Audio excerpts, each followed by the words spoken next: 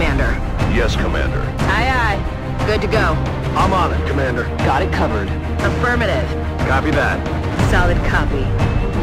Hello people of the earth and welcome back to QuickSaveTV. My name is Mike and this is XCOM Enemy Unknown. Today I just wanted to go ahead and show you my cheesy build about which I was talking about in the past in the other video.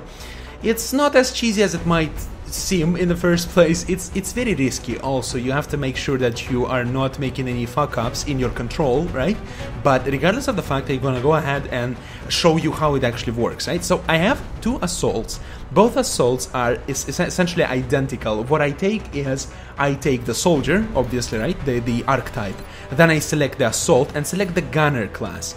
Gunner allows me, if you select the skill right here, right? And then you press F1, or just press info right here, excuse me, not F1. F1 doesn't work. And it will allow you to see which skill this specific build is actually having, right? So this particular build has basic run and gun, and then it has aggression, lightning reflexes, rapid fire, bring 'em on, all the good stuff. In essence, I would spec it myself differently, but you know, I'm not allowed to. I like that it has rapid fire and lightning reflexes. These two things are mandatory for additional damage dealing. Bring 'em on and aggression. Bring 'em on I don't like, okay? I don't like. But aggression as such would be nice. It's not a bad thing to have. I would probably go for defensive one, but anyway, yeah, anyway, it works fine, it works good, works well for me. Wish we could customize it more, but regardless of the fact, the primary weapon for both of my assaults, I take the scatter laser. Scatter laser is the laser version of the shotgun. It's the second tier of a shotgun. The later one is the alloy cannon, and it's very expensive, okay? And the scatter laser really is the best choice you can have. The budget, when you're on the budget, you know, when you're trying to save some money, because the shotgun as such, look, it really is pathetic. It's not enough. It does not deal enough damage to justify having it. This is a much better thing. The best damage is going to be as much of a shotgun, right? But the critical damage is much more tremendous, much more dramatic, and it's very, very important. And then I would, in perfect conditions, I would like to have additional pistol, like laser pistol, or at least laser pistol, right? Just to have this extra overwatch capacity. But what I did instead is, instead of having this pistol, I decided to take a scope for both of my assaults. Again, scope gives me additional 10 aim bonus, which you can see right here. In total, it's 80. Like if I remove it right now, it's going to be 79. With the scope, it's 89. Tremendous amount of aim, right? And this aim bonus is going to be the it's going to improve the chances of me not missing the enemy, which is tremendously important. I mean, luck is everything in the multiplayer of XCOM. You just get used to that. Then this is about it, right? This is the way I select this. So the same. This assault is the same. The third one, I just tried to figure out how can I actually spend the remaining 2,000 points without wasting a single point. You know, it took a while to figure out. And what I selected is the soldier, right? Support, TAC officer, right? And because I don't have any more points, the TAC officer has this interesting abilities. She has the smoke and mirrors, right? Covering fire, rifle suppression, combat drugs. Generally, I would like her to be more defensive, but this is the way she's designed, right? She has rifle suppression, which is very nice. Covering fire is okay, right? I would like her to have movement speed instead.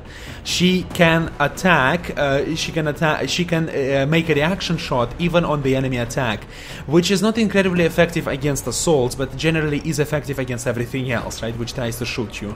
The smoke and mirrors allows you to deploy one additional grenade, and it's very, very essential, especially if it would give higher defensive bonus. But anyway, this one gives you higher will and additional 10% chance for all, for critical chance for all units in the cloud. You can actually use it offensively. Like if you throw it at your assaults in a critical point in a game, you can not only make them more resilient to the willpower attack, the psionic attacks of the enemy sectoid commanders or the psi guardians and etc., right? Psi officers. You will also be able to deal this additional slightly higher chance to actually throw a critical hit against the enemy.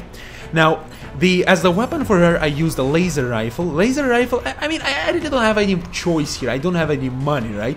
I could have used something not like for instance, basic rifle, right?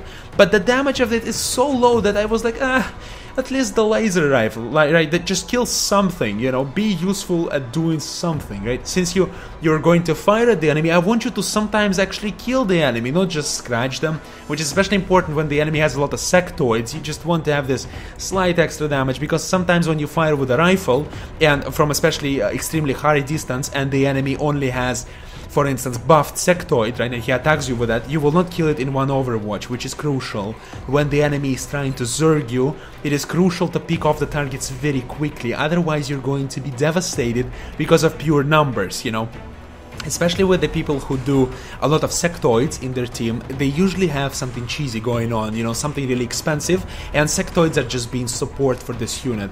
I mean, the unusual builds I've seen with sectoids were a sniper with a plasma rifle, with sectoid support, berserker and Butan with a lot of sectoid support, and generally all alien army with a commander, a sectoid commander, 3 sectoids, armored floater and floater. This one was very difficult to do, but it was really exciting also. So yeah, this is what I wanted to show you. This is the build I'm using. Oh yeah, I forgot. You've seen it probably, right? No body armor, no items. It's just there's no money. There's nothing else to do.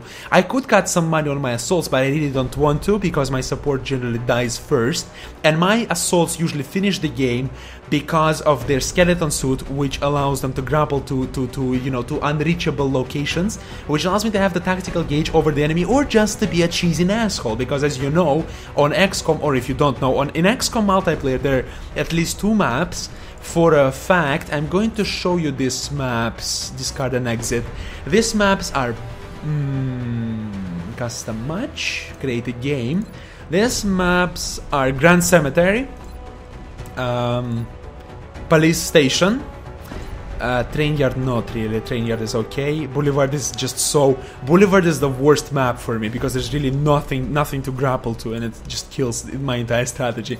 But it's also nice, because the way you respawn on the map, you're going to be able to just grapple up towards the building, and because of that you're going to have this tactical advantage over the enemy, no matter on which side of the building you're actually spawned, which is tremendously important, trust me. And then the Grand Cemetery, this central cemetery building, is unreachable. You have to be really far from the building to actually shoot upwards, so it's a great cover again. Police Station, the 3rd floor of the station, is generally unreachable by no means. There's no ladders, nothing that leads there, so it makes it incredibly disbalanced once again. So yeah, this is all I wanted to tell you. It will be especially effective on Police Station, on Grand Cemetery, and in the bar. Boulevard and Train Yard are probably going to be your worst maps with this setup. Well, regardless of the fact, that is everything I had for you today. Thank you so much for watching, thank you so much for listening. If you learned something new or enjoyed my video, do not forget to put a like on this video and favorite it. Come back for more, and do not forget to subscribe to never miss new content from me. Have a greatest day, good luck on the battlefield, and see you soon, Commander.